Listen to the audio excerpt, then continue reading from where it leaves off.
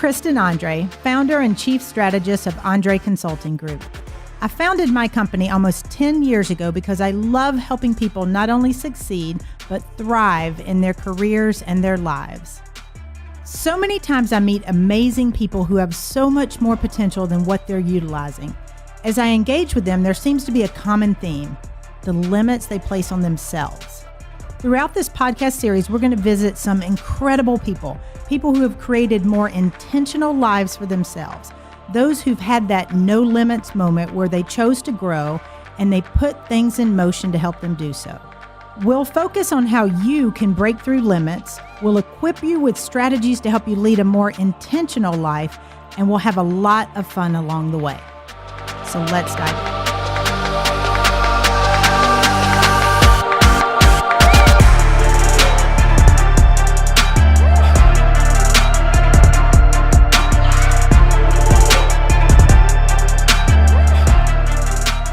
And welcome to No Limits with Kristen Andre. We are here today with John White, who is a financial advisor and a partner in his firm, building a nice big team. But really the reason I wanted to talk to you is because your passion is really around leadership and personal development. So first of all, thank you for being here. Yeah, this is fun. Yeah, I'm excited because I've known you for a few years. Yeah. And, you know, those of you guys that listen a lot know I work a lot in the financial industry. I worked in the financial industry as an advisor.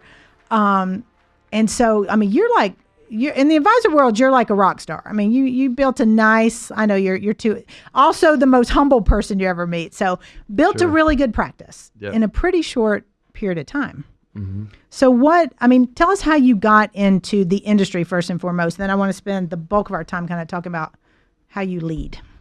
So. Yeah, I think, as far as the industry goes, I had a little bit of connection through more of the insurance side of the industry where my mother is a State Farm agent. Yep. So I grew up in a household where the mom is the breadwinner and the leader in the business community. I like that. Okay. Yeah, so we have a passion for growing women leaders in our firm. So that she's a good example for that. Yeah. So, but I moved to Atlanta through meeting my wife in college. Yep. And one day I met probably the greatest leader I've ever met in John Wright. Yeah. And that led to our firm that we're a part of now. Very nice. Very nice. So you'd mentioned before a long time ago that it was kind of accidental. Like you really thought you were supposed to follow in the family footsteps and go into that side of the business. So how do you, when you've got a long-standing family history, how do you decide to do something different? Sure. Well, I think whether it's family or other just key relationships, it's, you think you know what you want. I mean, I'm a visionary person. You plan, you set goals, and you dream big. And it's interesting because really that's all really a joke in some ways. You know, whatever you think your future is going to look like, it's probably not going to look like that. You know, it's probably going to look different. And I would say I've learned that through my own journey. You know, where I thought I would be here today 10 years ago, doesn't look anything like it does today, which is a real blessing, honestly. Is it bigger? Also, it's much bigger, but it also it teaches you not to put limitations, as you're thinking about the future. Yeah. So, if you allow certain things to just happen, and you pursue the best that you can, your reality is that you can do more and you can become more than you ever really imagined, which makes a lot of this planning and goal setting kind of it's important, but it can also limit you. Yeah. A little bit. Yeah, because I'm a strategy person, so I'm very big on planning and goal setting, but I totally get where you're coming from because I think a lot of times we think so much in terms of, all right, here's how much I need to bring in so I can pay my bills and take this vacation and do that, which it does limit you. It keeps you kind of in a little box as to what you're used to. Yeah, I heard someone one time say that your goal is the least that you can accomplish. Okay. Because it's what you can actually think of. Right. And what you can actually accomplish is more than what you can even dream of. Right. Really. So a lot of times when I'm thinking about these things now through these past experiences, I like to think about what's impossible, just to go far enough beyond my imagination to wherever we land is going to be further than it was. It's kind of that shoot for the stars type analogy. So how do you get people, because you built a really good team, and I know a lot of the members of your team, you guys have a strong, very values-based, driven team. How do you find those people? It's funny that you say that because a lot of people ask those questions. I think the first thing about attracting talent onto your team is to become the talent that you want to attract. Okay. You know, so a lot of people they're out looking for the really talented person. Yeah. And the reality is, if you just focus on becoming that talented person, then you will attract those people into your life. And ultimately, really talented people want to be around other really talented people. Absolutely. And so the number one attraction power is to be that first person that's growing into the leader that they want to be around. And then over time, as you have more people come into that circle, that circle becomes the culture. And I think the culture is so important because there's, I have the opportunity to work with a lot of different firms with multiple different companies around the country, predominantly in the financial industry.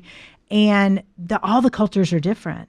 And it's really unique. I don't know that you guys realize how unique your firm is from a culture standpoint, because it is. It's very much that attraction power. And it's true. A lot of times partners, I'll come in and work with them. And they're like, how do we find, where are the good people? How do we find them? And you're exactly right. If you're not them, they're not going to want to be there. Yeah, absolutely. I mean, ultimately, the culture is going to take on the energy of the leader. And so if you're that leader, it doesn't matter what industry you're in. Whatever culture you're kind of trying to create, you have to live, walk, and talk that as well. I mean, I'm a big sports fan, so just even watching the games this weekend, Alabama takes on the culture of Nick Saban. And you just dagger in my heart here with Alabama beating my Bulldogs. Clemson takes on the culture of Dabo Swinney. It starts at the top. They're both great examples of different cultures. Great examples, yeah. And of course, Georgia's attempting to build the same thing. So, well, we are getting there. So I have tuition. As you listen, I have tuition be going to Georgia. I used to say I have a daughter going to Georgia, but first and foremost, I've got money going to Georgia. Go Dogs, right? That's right. Go Dogs. So it's building a good. I mean, but with everything, whether it's business, sports, what have you, the culture is why people first are attracted, but it's really why they stay. Yeah, absolutely. So, I mean, as a leader of your own business, I think you have to be clear on what you want that culture to be. Yep. And then I think you have to think about how do you become that person? What's your own personal development plan to become that leader? And then ultimately, the whole business itself can grow to the extent that you grow yourself. And that's what I love about leadership development and personal development. Okay. So for you, John, your friends call you J-Mac. So J-Mac, what is that for you? What is that leader that you really strive to be? Well, I believe in walking your talk, and I believe that as a person, as a believer, I believe that. But I mean, that is difficult. So I think, but first, whatever you want around you, I think you have to mirror that yourself. Okay. And then I think you ultimately have to surround yourself with people that can hold you accountable. Yep. Because none of us are going to be perfect all the time, or we're not going to do exactly what we say all the time. Yeah. And so to have a kind of whether it's a board of directors or a couple of key peer group people that you say, hey, here's what I'm trying to do. Will you just kind of watch from a distance? Yep. And if you see me not doing what I'm telling you I want to do, will you let me know? And most people don't want that. If they're being honest, they really don't want that. Yeah. But that type of accountability. But I think to become your best self, it's necessary. I think I actually like that kind of accountability. I'm a big accountability person, but it comes from the right people. Like I definitely have that professionally and personally, that I call it the holding the mirror up. And my closest friend and my closest business relationships, they'll call me out if I'm not in alignment with what, and it's not comfortable. So I'm not saying I like, it's definitely uncomfortable, but I like the fact that I have those people in my life. Yeah, I mean, if you think about it just simply as you say, holding the mirror up, I mean, if you literally looked in the mirror every day and you literally weighed yourself every day, you probably don't overeat as much, That is true. And and when I love to eat ice cream with the best of them. So, but I think as you put that into your business, and just in life in general, to have other people they are your mirror, and a lot of times your industry and your business as it grows becomes that mirror. And so to really be honest about what's going on, and then to choose to do something about it. So, on your path to, leadership and becoming the leader, growing your team and your firm, what's been the biggest challenge, do you think? Oh man, I think for growing the firm, the biggest challenge is it takes longer than anticipated. Right. Dealing with people is difficult. Dealing with people is probably the hardest thing in the world to do. So I mean, maybe if you're selling a product or services or something like that, I mean, transaction-based industries, you can just go sell stuff. Right. Or consultative selling, however you want to spin it. But when you're in people development, yeah, I mean, it's a slow process, and you grow and you get better by failing at it. And usually that's hard to come back from when you're dealing with people, because it can be painful or challenging or whatever. So I think my experience is if you look at our team today, I'm really, really proud of our team. Yeah. People didn't see what was going on 3, 4, 5, 6 years ago. And, people that weren't the right fit, growing and failing forward. And, it's just slow. And I think a lot of leaders would tell you that, like, creating an incredible culture in a great business and enterprise is slow, slower than they thought it would be. So let's talk about that for a minute, because I know it's slow, but you mentioned kind of building the right people and having the right fit. And I feel like for a lot of teams and a lot of companies, there's always that person, that toxic type of person, and I'm sure at some point in your career you came across that. How do you deal with those type of people? Oh, they're gone. Yeah. Well, see, I love that. That's a great answer. Yeah. So how do you address that? You just say out of here, or just not a fit? Because I think a lot of people, you may see this with your clients, they hold on to those people and it starts to permeate a little bit. And it's, I think if you went back to Alabama and Clemson and the way that those leaders handle those programs, they probably, I bet they believe in second chances, but you don't hang around very long if you're not at least fitting into the culture. So, I think 4 years ago or so, I kind of looked at our group of people and I realized that, there's 3 or 4 people on here that they're not really bought in and they're not fitting the culture that we want to represent in the marketplace. And within 30 days, all 4 of them, as I like to joke sometimes, that help them realize their dreams somewhere else. I used to say that I will help you find success elsewhere. So it's a nice phrase. I like it. Absolutely. But it's true. I mean, it takes one person to kind of not destroy a culture, but certainly to poke some holes in it. Yeah, and I think as you get begin to get a culture developed, it becomes easier because you look at the people who are joining. Yeah. It's like, are they going to lift our culture up? Or are they going to pull it down? No one's going to keep it neutral. Yeah. And we now use that. I use that as a gauge. Yeah. I mean, I like them. I think they could do well, but are they going to add to our culture? Because we want to bring in people that are going to add. Absolutely. And those are the questions that we're asking. Yes, that's what I was going to say. What traits are you, as you're looking for people to add to your culture, and for any culture out there, what are the traits that you're like, these are absolutely non-negotiables in who we well, want? in our world, in the industry of finance, I mean, integrity is number one for sure. Integrity of clients, integrity of understanding that we're others focused, we're service-based people. Right. That they're going to do the right thing first and foremost. And then from there, I think people who are learning-based, people who are willing to grow, you wouldn't come into our industry and do what we're doing if you're not wanting to become your best self, because it's just too hard. Yeah. It's and tough business. It is very tough. And so I think the other side is you wouldn't come and do it if you didn't have a big vision either.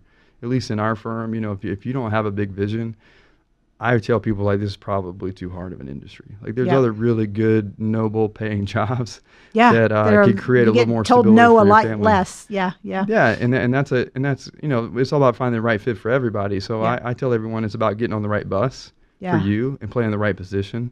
And you can be an NFL wide receiver, but if you're trying to play left tackle, you're not going to be very good. Yeah. So, our job as leaders with others is making sure that, this is the right position for them. Yep. And not just letting them try it out to figure out it's the wrong position. We're going to do as much as we can on the front end to make sure that this is the right thing for them. Because if it's not the right thing for them, it's not the right thing for us. Right. And if you find the right people, I think that's easier to do. So when you look at, because I know you've had people in your team that you're like, they've moved around in different roles and responsibilities and just based on their skill set, but the people are what you're looking for. Yeah, I mean, you're looking for a who. So they're a who to be on the bus, and then we find the right seat. Exactly. I think that's a great analogy. So we're going to take a short break. And when we come back, I want to dive a little bit more into this thinking big and really challenging people and each of us to think larger than what we are right now. So we'll be back in just a few.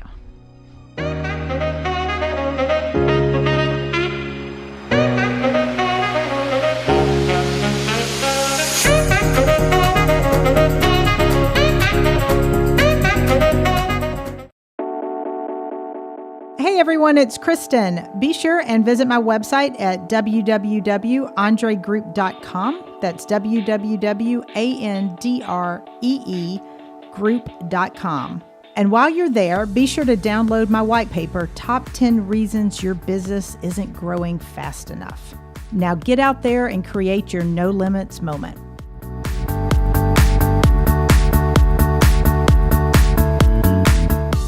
Hi, everyone, and welcome back to No Limits with Kristen Andre. We are talking with John White, financial advisor, leadership.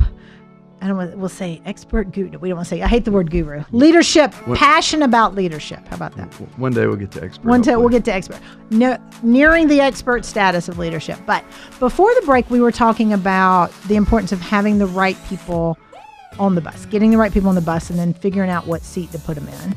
And, for you or I who have probably, been doing this a while, when we have a toxic person, we're like, yep, they're gone. But that may not be easy for everybody.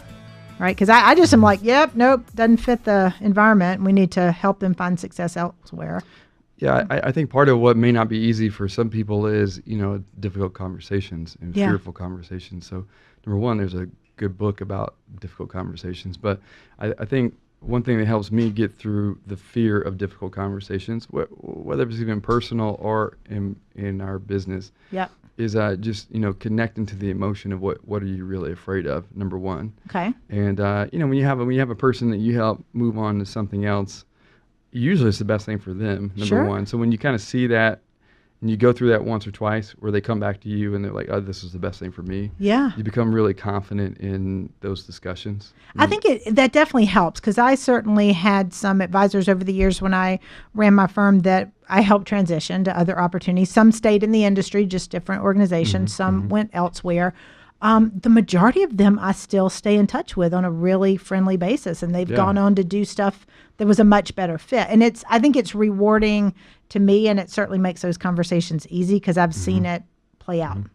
Yeah, and then the other side of it is just the challenge of the discussion, because maybe that they want to stay, or that person, it's their livelihood and they need a career. But when you look at the culture of the firm and you connect that with your family and the families that are connected to whatever business it is, if the business isn't thriving, that's not good for anyone else or their family or your own family. Right. So I think what's helped me is connecting that emotion to, I'm either going to tell them yes and they can stay, and tell my family no, that, hey, I'm not going to pursue the best business we can, or I'm going to tell them, my family, yes, I'm going to continue to thrive and build the best business we can for all of these people, and then tell that person, no, you can't be here anymore. I don't think a lot of us think about the impact that it has. I mean, we know the impact it has on our business. But if the driver behind that and our why is our family, I wonder how many people, I'm guessing not a lot, really think about that connection. That's a good point. I think maybe it takes them longer to get to that. There's your family, but then there's the other people that you have relationships with, and that you're committed to their development. And, if you have a person that is, hurting the culture, then it's going to hurt those other people's development. And ultimately, the most talented people are going to want to be in that culture because that culture is thriving. Yeah. And so I think when you connect all the dots on this, it gets a little bit easier. So what's your why? Why do you do? Why is this important to you? The leadership and the developing people. Well, the leadership and development side is important because that's been my entire journey to getting to this point.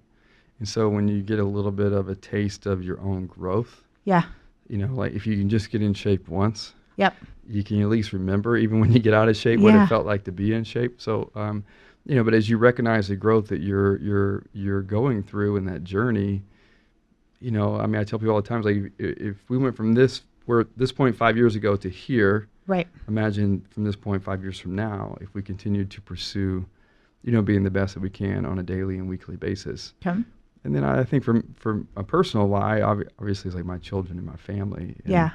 But I think for me, I think some people don't care about this, but legacy is important. When you've been around great people and you see them impact others, for whatever reason, I feel like that's a calling for me. And, when I'm not here one day, I hope that I had an influence on others in a positive way. Yeah. And I feel like legacy is hugely important, hugely important to me for sure. And for a lot of people, but sometimes we don't see that like you may not realize how big it is. And I'll give you an example. I went last week to a funeral for an old high school coach of mine, and he was 96. Wow. The line at visitation, 3 hours. Yeah. And there were over 1,500 people. And what was funny is the very first, one of the guys that spoke at the service the next day was on his basketball team, his first state champion basketball team that he coached in 1954. Yeah. And he spoke and was, like it was yesterday, about the impact this man had on him. And all of us that were there that were his athletes, and his wife was also a coach, all of us that were his athletes and her athletes over the years. There were 1,500 people there, but you don't really think about it. I don't think, we all knew how much of an impact he played and what legacy he left. But to hear person after person talk about, he did this, he invested in me here. And it wasn't any of this grand gesture. It was just him doing what he was passionate about. Yeah, I think for me, some of this has probably come with evolution of hitting certain goals, or maybe certain goals that, were big dreams at one point. And we've gotten there. Is that at the end of the day, the targets that you hit, the business you develop, the money that you make, the influence on your in numbers that we're typically using for goal setting, at the end of the day, none of it really matters. Yeah. And I had a chance to share with a group in Arizona in November, and I was just reminding them that once you're no longer here, no one's really going to care about what you did in your business. Yep. It's going to be about the other people that you impact. Yeah. And just like in the sports, the wins and losses, at the end of the day, no one's really going to care. It's going to be the impact you have on others. And once you're done playing, the numbers kind of go away. Yeah, for sure. And and some people, it's fair if you just don't care about that. Everyone has their own life to live. But I think that's part of the culture as well, because for you and your firm, at least the people I know that are in your firm, they all care about that. They all want to leave things better than they. Yeah, I think I've heard other leaders say, even in a marriage, if you're both really serving each other, it's probably going to be its best marriage, and that can be difficult. Yeah. That's difficult for everybody. Sure. But it's the same thing in a firm or a team or a culture. If everyone's there and it's about the other team members more than themselves, and the greater unit of the business or the culture, then it's going to thrive even more.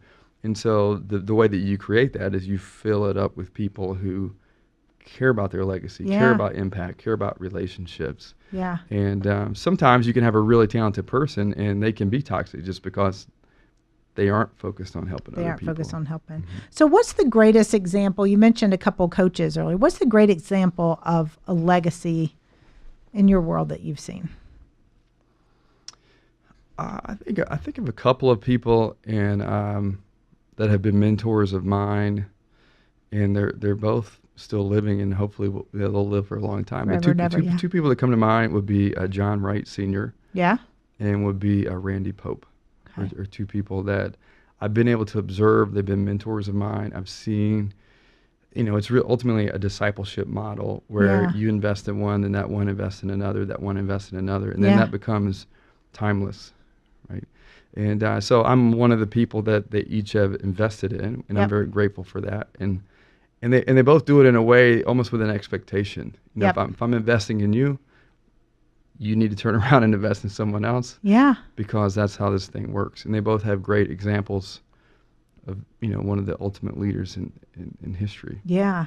And one, when I first started with the firm I ended up running, the former managing partner, that was his big thing. He said, somebody help you when you started. My expectation is that you do the same thing for somebody else when you get to, higher levels and some success. So it's a culture. I don't know.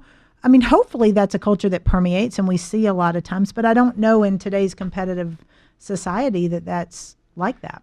No, I don't think it necessarily is, and I think social media a lot of times is wonderful because it can expand someone's reach, but at the same time it can create a lot of self-centeredness. Look at what I'm doing. Yeah. And people become less focused on others. But I think for a lot of people, and I'm even thinking about my children, if they have careers and they're not in a culture that's like this, right? That it doesn't have to be that way at work, but I think you're talking about more kind of a life plan. Yeah. If someone's a stay-at-home mom or stay-at-home parent, or in their spiritual worship, church or synagogue, wherever that may be, or just in their community, when you walk through a doorway and you see someone, that you smile. Yeah. And you think, I'm going to have an interaction with someone. It could just be brief eye contact, but is there a way that I can influence them in a positive way? Or make them feel good. Yeah. And I love to do that at the airport in Atlanta. There's not many people working at the airport that are smiling.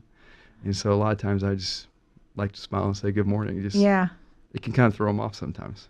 I think sometimes they wonder what to do because, there are people that just are not happy and angry. I had a guy yelling at me in traffic this morning, and I'm like, well, I'm sorry that the light was red, but either way, it's like, I feel sorry for you. Yeah, that's why he drove up beside me because I think I paused a millisecond after the light had turned. Sure. And he was tailing me. I literally thought he was going to roll over I have a teeny little car.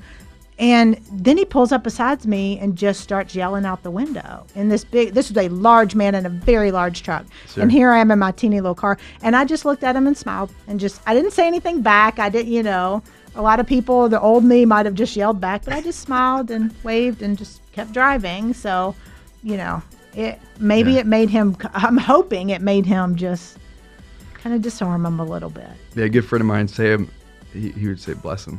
Yeah, bless him. I should have said that, bless you, but he might have read my lips wrong. I don't know. Bless him. Yeah, that's what I felt. Because I'm like, there's, my head's going, this poor man, I'm guessing he's running late. He had a bad morning. I don't know his situation. Sure. So it wasn't going to help. So I just I don't think he liked my smile, though. He wasn't. I mean, a lot of this is just a mindset that's probably going to create the greatest opportunity, each day.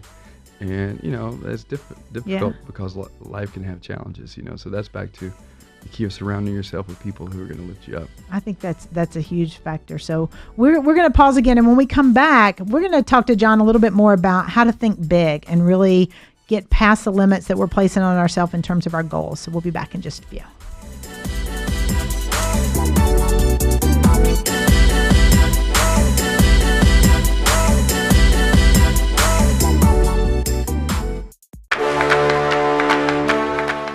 Hey everyone, check out my podcast, No Limits with Kristen Andre, on Tuesday nights at 7:30.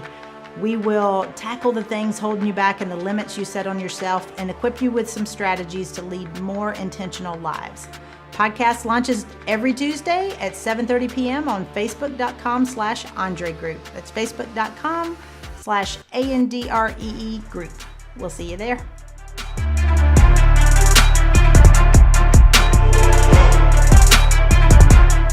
Hi, everyone, and welcome back to No Limits with Kristen Andre. We are wrapping up our time with John White. And prior to the break, we were talking a lot about kind of leadership and growing and the importance of culture. And, you and I have both been lucky enough to have some good leaders and people in our lives that kind of help shape it. So, as we close, we always like to make sure that our listeners can take something away. I'm really big on not just hearing some good advice, but actually doing something good with it. So all the wisdom you've shared with us, it's an opportunity for kind of others to kind of help. You mentioned that building a culture, that you're trying to help develop leaders. So if someone doesn't have a John White in their life that's helping them, how can they really start to grow? Like, where do they need to go? Well, I think a lot of your growth is going to be tied to, reading books, but it's really the people that you bring into your life. So, yep. I mean, a lot of times people are like, oh, I want a mentor. How do I get a mentor? Yeah. And a lot of times my response is, well, how many people have you asked to be your mentor? So, yeah. I think seeking that your evolution of personal growth is going to be tied to other people and them pouring in you.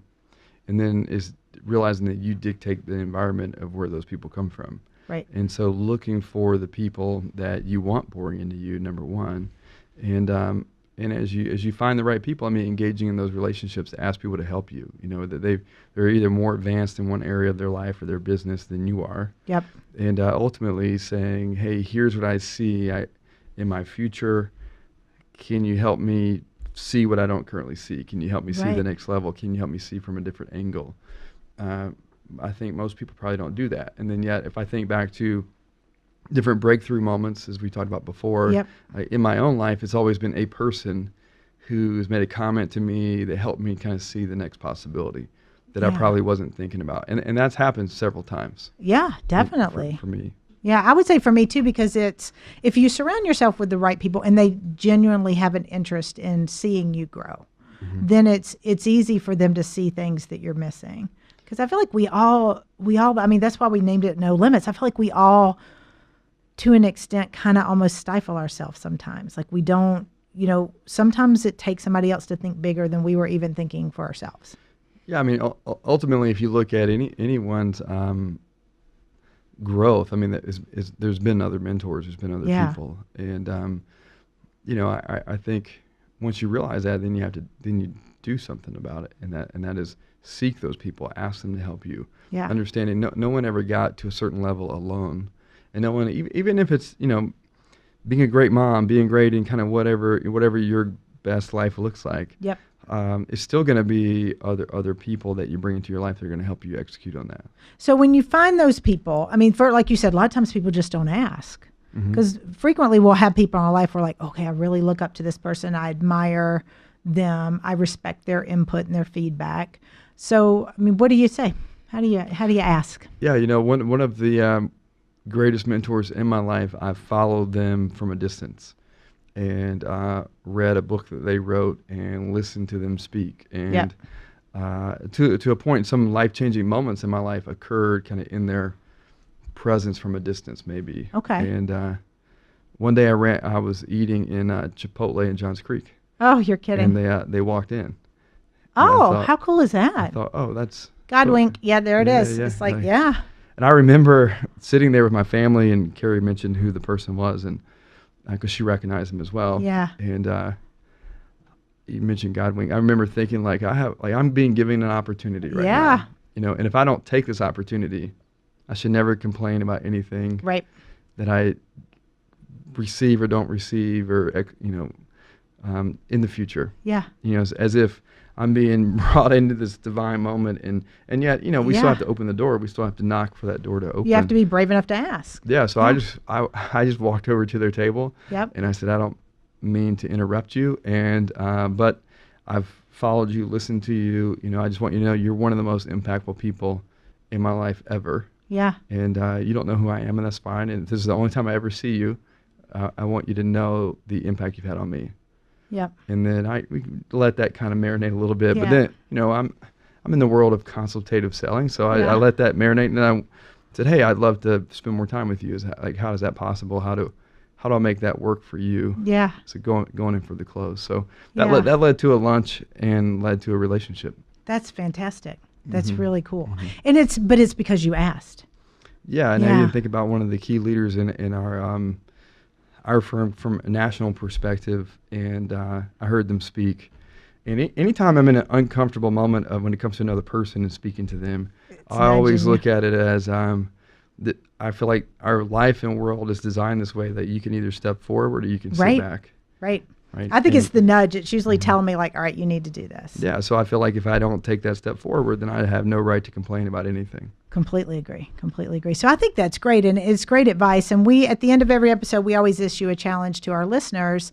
And we have a group on Facebook. It's #NoLimitsMoment. So if you join us there, then you can participate in the conversation, because we want to keep this going and make sure that everybody can follow through with some of the advice and some of the wisdom that John shared with us today. So today's episode, it's really about what you just talked about, sitting down with someone, a coach, a mentor, somebody and trying to think bigger, trying to ask them to see things from their perspective.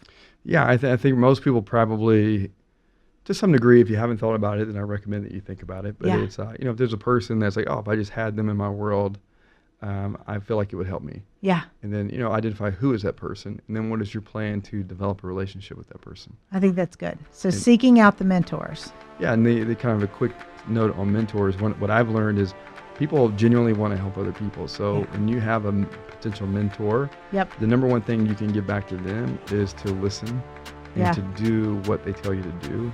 And ultimately, if you can continue to come back and say, hey, here's what you told me to do, here's what I did, thank you for helping me, they'll continue to give you more. They will. And yet, if you don't do those things, if you're not coachable, probably won't have a very good relationship. Probably won't happen. And then, like you mentioned earlier, your role is to then give back when you have the opportunity to do that to somebody else. Yeah, absolutely. Yeah, awesome. Well, John White, thank you so much for being with us. And again, we're at #NoLimitsMoment on Facebook for the group. And the challenge this week is to seek out and find that mentor, sit down with them, and just have a good conversation. Start to build the relationship and ask them, what opportunities are you seeing that maybe I'm missing? So hopefully that'll help you think bigger, grow a little faster, and help keep pushing through those limits. So until next week, John, thank you very much. Thank you. And you guys keep going. We'll see you soon.